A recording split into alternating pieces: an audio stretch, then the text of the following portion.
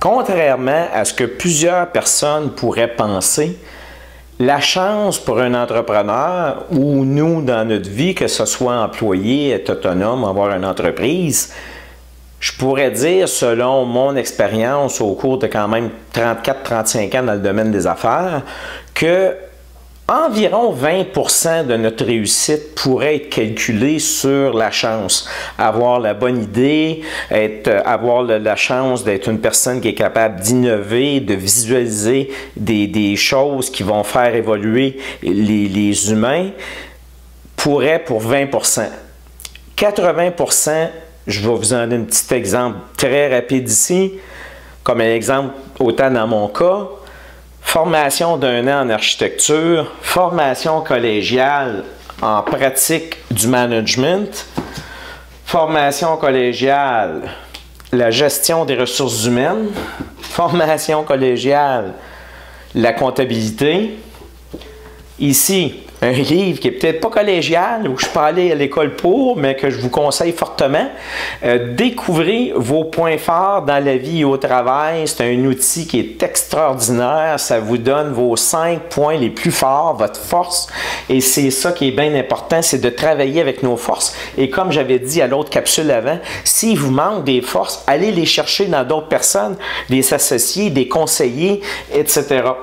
La gestion dynamique, haute formation collégiale, lecture, puissance du marketing, un monsieur de l'Outaouais pour le PNL, programmation neurolinguistique, que je vous ai parlé, que je n'avais entendu parler avant d'assister au séminaire de Paul Mercier. Puis Paul est un monsieur de l'Outaouais et j'ai adoré. Et je peux vous dire que depuis quelques années, quand j'ai pris son séminaire, ça m'a ouvert à découvrir plus c'est quoi, comment est-ce qu'on peut faire des modifications de notre programme intérieur puis s'améliorer. Et les écrits en passant, c'est pour ça que vous voyez des tableaux, on parle de schémas, je vous parle souvent de règlements, de politique.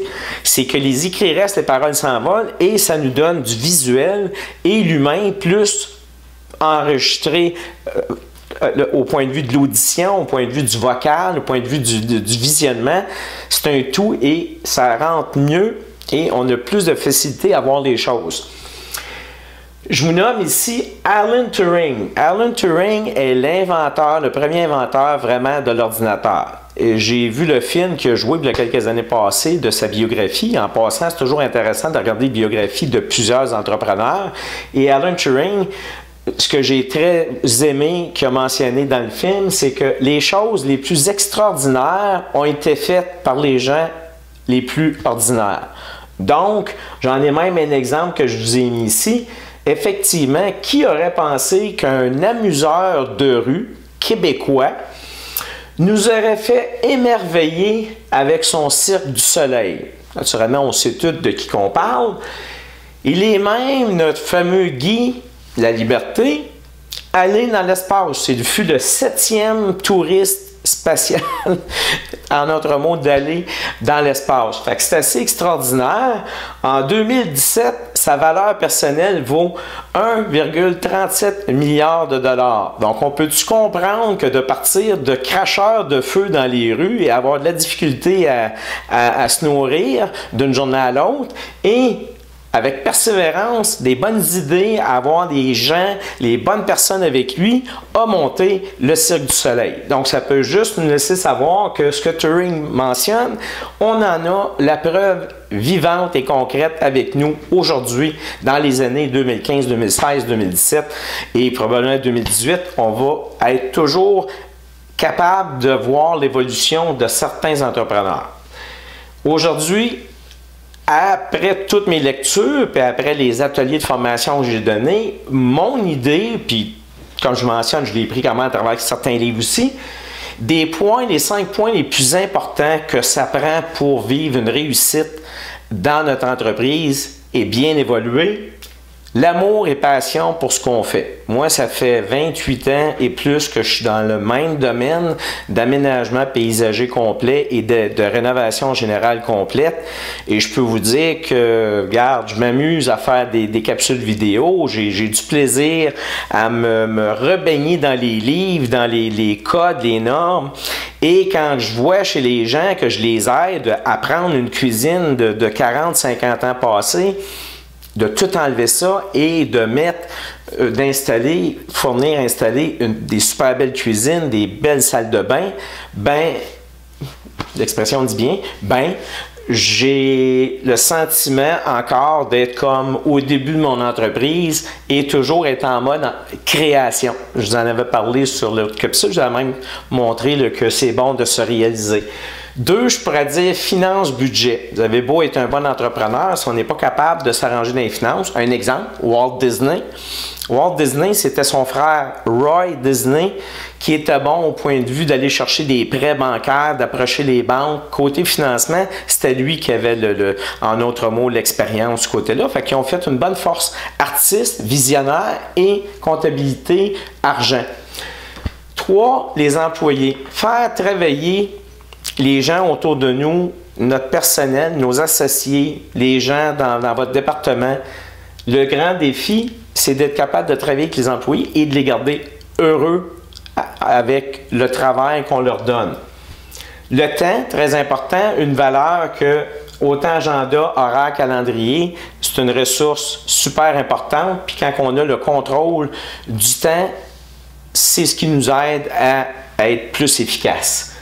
Bien connaître vos forces, c'est pour ça que je vous ai mentionné le livre. C'est sûr que quand on sait qu'on a une lacune, un exemple au point de vue manuel de faire tel ou tel travaux, bien c'est certain que moi je vais le donner à des gens qui sont experts dans ces travaux-là. Et on a toute notre expertise, donc une équipe d'experts va vous donner un travail de qualité et d'excellence. Alors que si vous jouez avec un entrepreneur qui ne vise pas l'excellence et qui essaie de se débrouiller avec certaines parties d'équipe ou d'associés qui ne seraient pas des champions dans ce qu'ils font, bien, on ne peut pas savoir ce qui nous attend au bout de la ligne. Ma mentalité à moi, ma pensée depuis longtemps, moi, je divise ça en deux. Il y a 2 façons de faire le travail dans la vie. On a la mauvaise façon et on a la bonne façon.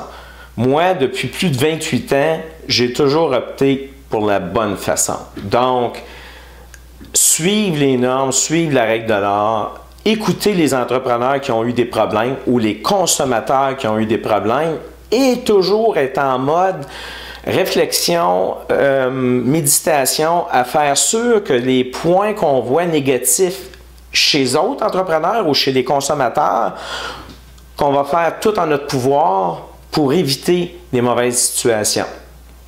Je vais, dans le reste de la capsule, vous donner plus d'outils pour ceux qui veulent prendre plus d'outils et on pourrait mettre fin à mes capsules au point de vue de penser, agir, réagir, donc de bonne gestion. Donc, si vous voulez avoir des outils, je vous garde avec moi pour le reste de la capsule. Merci beaucoup et vous allez avoir l'opportunité sûrement d'avoir d'autres capsules dans le futur qui vont parler de points spécifiques. Je vais revenir aux points techniques d'une maison résidentielle, ce qui était le but premier de ma capsule, mieux comprendre sa maison. Merci. C'est Sophie qui est en train d'aider sa mère à faire la cuisine pour recevoir la famille. Et la mère montre à Sophie que le jambon, il faut couper chaque extrémité avant de le faire cuire. Fait que Sophie coupe les 2 extrémités et tout. Plus tard, durant la préparation de la cuisine, elle se questionne au point de vue du jambon, pourquoi couper les 2 extrémités? Alors sa mère, elle dit à Sophie, elle dit, c'est parce que ma mère m'a montré de le faire comme ça, fait que c'est important. Fait que donc, ça reste comme ça. La famille arrive, dans la famille, il y a la grand-mère de Sophie, il y a l'arrière-grand-mère de Sophie aussi. Alors, durant la soirée, Sophie se décide, elle avait encore l'intrigue dans la tête, elle se décide de demander à grand-maman, elle dit, grand-maman, elle dit, maman m'a montré que le jambon, il faut couper chaque extrémité. Elle dit, ah oui, elle dit, c'est important. Elle dit, ma mère m'a montré de faire ça comme ça, puis c'est important pour le jambon, tout ça. Fait, Sophie laisse faire le sujet pour quelques minutes, mais ça l'intrigue encore. Fait qu'elle s'en va voir son arrière-grand-mère. Elle dit, grand-mère, elle dit, maman puis grand-mère m'ont dit que c'était important que le jambon, vous l'avez montré à grand-mère que le jambon, il faut couper à chaque extrémité. Pourquoi? Arrière-grand-mère a dit, ben, parce que mon chaudron était trop petit. Il y a une morale en arrière de ça, une question que c'est pas parce qu'un travail a toujours été fait de telle façon qu'il faut continuer de faire le travail de cette façon-là. On peut innover, on peut trouver d'autres façons de faire et de savoir le pourquoi, le vrai pourquoi, c'est important.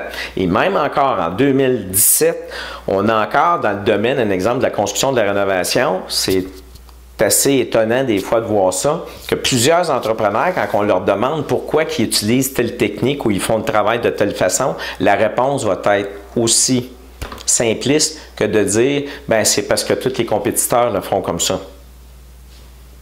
Alors, oui, je peux comprendre, mais le code et les éthiques, tout ça, ou les façons de faire, c'est pas censé être fait comme ça. Fait que voyez-vous, même en 2017, l'histoire du jambon, on l'a encore aujourd'hui, tout le monde se compare un à l'autre, puis c'est pas comme ça vraiment qu'il faut faire ça. Il faut y aller vraiment plus scientifiquement et aussi avoir les bonnes réponses, les bonnes normes, les bons codes, les bonnes réglementations, etc., pour savoir que le travail, si on le fait de telle façon, c'est-tu la bonne façon et pourquoi? Et est-ce qu'on peut changer aussi la façon de faire les choses pour s'améliorer puis que ça soit fait encore plus efficacement? Un exemple, quand on parle du Code national du bâtiment, ce qu'il faut comprendre du code, c'est le minimum que le code demande. Donc, s'ils disent un exemple, mettons, pour préparer le terrain pour tel travail, il faut creuser 12 pouces. Mais si vous creusez 14 pouces, puis vous compactez bien, puis vous faites bien le travail, c'est encore plus efficace que la norme qui est écrite dans le Code national du bâtiment. Donc, c'est important de comprendre que c'est des minimums, c'est une base, c'est juste pour se baser là-dessus pour dire qu'il faut faire le travail comme ça et plus efficacement si on peut. J'ai, dans une de mes capsules, je vous avais parlé d'un jeune employé qui venait de commencer dans une compagnie, puis que le président est rentré, puis il a déchiqueté les feuilles du président, alors que le président voulait avoir des photocopies. Donc, la communication, c'est une des parties, je crois, dans notre vie, que ce soit personnel, travail, dans notre entreprise, dans nos compagnies. La communication, je crois, est un des défis numéro un, si je ne me trompe pas. Parce que c'est la façon qu'on va communiquer les informations, qu'on va recevoir les informations des autres, que ce soit un client, que ce soit des collègues de travail, que ce soit dans une entreprise avec les employés ou différentes équipes, différents départements. On manque souvent d'avoir une communication efficace et je lève la main moi aussi, là, je le dis, c'est un art et de bien contrôler la communication. Si on réussit à le faire, ben on est déjà en avant de beaucoup d'autres au point de vue d'efficacité, puis au point de vue de qualité de service et de produits qu'on va faire. Aussi, notre caractère est fait d'une accumulation d'habitudes. Donc, se créer des habitudes. Donc, une habitude que ça fait déjà 6 mois, 1 an, 2 ans qu'on a commencé puis que ça continue, bien, notre caractère se développe avec les habitudes qu'on accumule. Donc, meilleures seront nos habitudes puis nos façons de faire, meilleur sera notre caractère avec le temps et nos expériences, nos connaissances. En 2 petites secondes, je continue avec le tableau et je vous l'explique du mieux possible. Et j'espère que vous avez aimé aussi toutes les capsules. Je vais prendre une petite pause justement entre le début et la fin pour vous dire merci. J'ai eu des commentaires, j'ai eu même des appels de Montréal d'entrepreneurs qui m'ont parlé sur certains points. Alors, je vois vraiment une dynamique qui est en train de se créer tranquillement. J'espère que vous allez partager aussi parce que c'est gratuit. On est en 2017, c'est à jour. Le code, un exemple national du bâtiment que j'utilise, c'est celui qui a été appliqué par la ville de Gatineau à partir de l'automne 2016. Fait qu'on est récent, on est à jour dans les informations que je vous donne. Et il y a plusieurs de ces informations-là qui n'auront pas de modifications qui vont se faire au cours des années. On pourrait regarder certaines capsules dans 10 ans et ça va être encore valide autant qu'aujourd'hui. Un exemple, la communication que je viens de mentionner. Il y a jamais on n'est jamais assez bon ou parfait dans cette partie-là que je vous mentionne.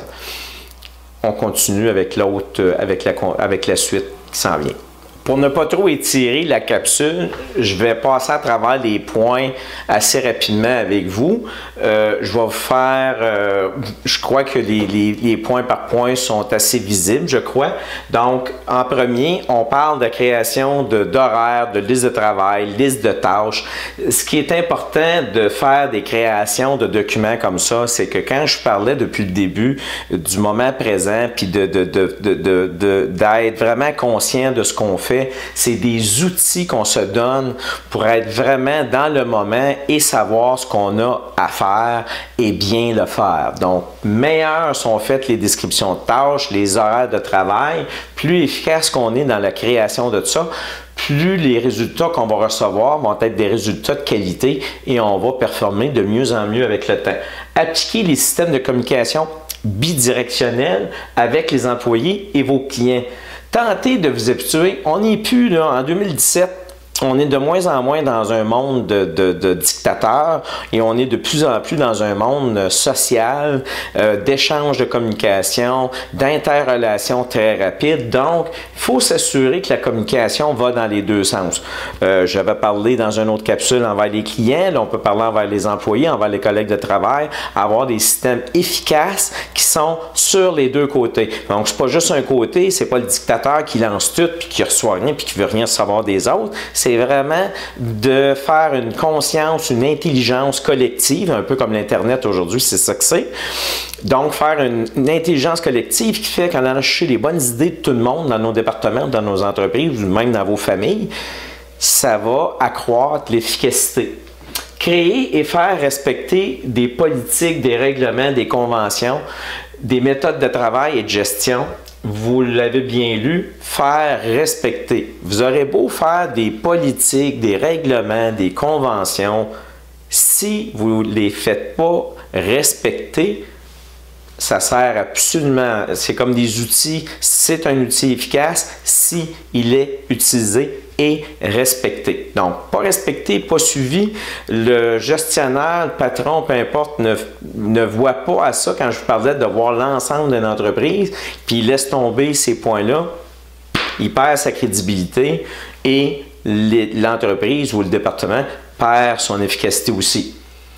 Motivation du personnel, que peut-être pas toujours à 100% régulièrement, mais au moins donner aux employés un sens à l'occasion qui sont appréciés. Allez-y avec des petits cadeaux, boni performance. Vous avez une activité qui est annoncée à la télé, puis sur Internet ou dans les nouvelles, que vous allez faire telle fin de semaine spéciale. Bon, ben donnez un petit quelque chose, un petit cadeau aux employés si vous dépassez telle vente ou des choses comme ça. Donc, il y a place à création dans cette partie-là. Et avec la lecture que j'ai faite pendant plusieurs années sur le sujet, au point de vue de ce que les entreprises donnent à leur personnel, les entreprises qui sont très performantes impliquent leurs employés dans les résultats financiers de l'entreprise.